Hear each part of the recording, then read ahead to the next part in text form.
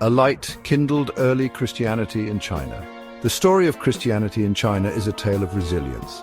It is a story of faith tested by fire. The journey began in the 7th century during the mighty Tang dynasty. A Nestorian missionary named Alopen arrived carrying the gospel message. He found favor with the emperor. Alopen translated scriptures.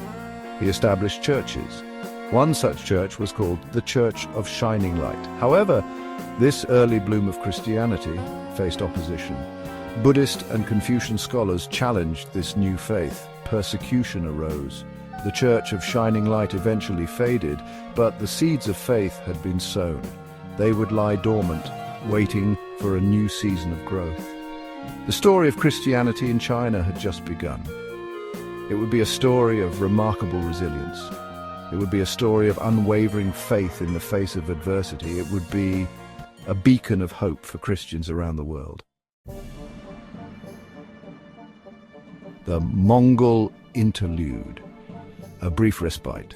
Centuries passed. The Mongol Yuan dynasty swept across Asia, conquering China. These new rulers, unlike their predecessors, embraced religious tolerance. This period, the 13th century, witnessed a revival of Christianity. Nestorian churches, once suppressed, experienced a resurgence. Trade flourished along the Silk Road. This facilitated the spread of ideas and beliefs. Christianity, once again, found fertile ground in China. However, this period of growth proved to be fleeting. The Yuan dynasty eventually crumbled. A new dynasty, the Ming dynasty, rose to power. With it came a different approach to religion. The stage was set for another chapter in the story of Christianity in China. A new wave, Jesuit missions and the Chinese Rite controversy. The 16th century marked a new era for Christianity in China. Jesuit missionaries, led by figures like Matteo Ricci, arrived. These learned men adopted a unique approach. They immersed themselves in Chinese culture. They learned the language. They studied Confucian classics. The Jesuits focused on dialogue and understanding. They translated Christian texts into Chinese. They adapted Christian practices to resonate with Chinese traditions. This approach, however, ignited controversy. The Chinese rites controversy erupted, debating the compatibility of Chinese customs with Christian beliefs. This controversy ultimately led to a ban on Jesuit activities in China. The seeds of faith, however, had been sown once more. Seeds of change, Protestant missions, and the Opium Wars. The 19th century ushered in a wave of Protestant missions to China. Robert Morrison, a Scottish missionary, played a pivotal role. He undertook the monumental task of translating the Bible into Chinese. Morrison's work laid the foundation for Protestant Christianity to take root.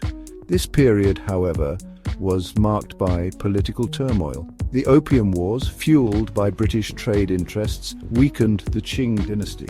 The Treaty of Nanjing granted Western powers greater access to China, including the right to propagate Christianity. This led to a surge in missionary activity. The Taiping Rebellion, a devastating civil war, emerged from a unique interpretation of Christianity. This turbulent period shaped the relationship between Christianity and China. Section 5. A time of testing, the rise of communism and the underground church. The 20th century witnessed a seismic shift in China's political landscape. The Communist Party under Mao Zedong rose to power in 1949.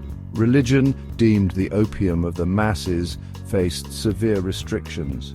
Foreign missionaries were expelled, churches were closed, Christians faced persecution, yet the faith endured. Driven, underground, Chinese Christians continued to practice their faith in secret.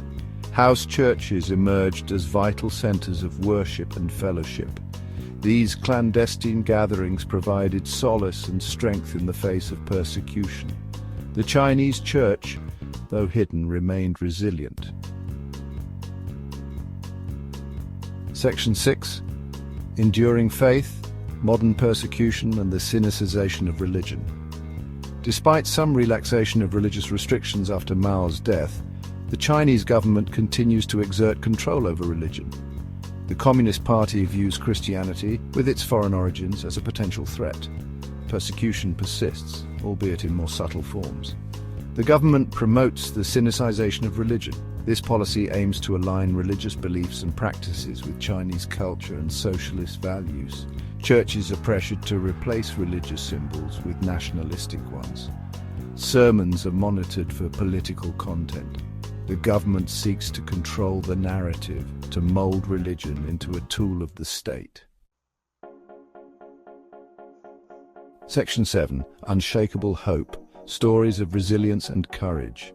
Amidst these challenges, stories of unwavering faith and courage emerge from China. Pastors like Li Yingqiang, imprisoned for their beliefs, continue to preach the gospel from behind bars. Ordinary Christians risk their freedom to attend underground church services. Their faith, tested by fire, shines brightly. One elderly woman known as Grandma Wang exemplifies this spirit. Her small apartment serves as a meeting place for a house church. Despite constant harassment from authorities, she refuses to abandon her faith. They can close our churches, she says, but they cannot close our hearts. Section 8. The future of the church. Growth in the face of adversity. Paradoxically, persecution has fueled the growth of Christianity in China. The resilience of Chinese Christians, their unwavering faith in the face of adversity, has proven to be a powerful testament to the gospel's transformative power. Projections suggest that China could become the country with the largest Christian population by 2030. This growth is occurring despite the government's best efforts to control and suppress religion. It is a testament to the enduring power of faith, hope, and love. The Chinese church, though persecuted, is alive and thriving. It stands as a beacon of hope, not just for China, but for the world. Section 9. A global call to prayer, standing with Chinese Christians. The story of Christianity in China is a powerful reminder that faith can flourish even in the most challenging circumstances. It is a story that compels us to stand in solidarity with our brothers and sisters in Christ who face persecution for their beliefs. Let us remember them in our prayers. Let us speak out against injustice. Let us support organizations working to advance religious freedom in China.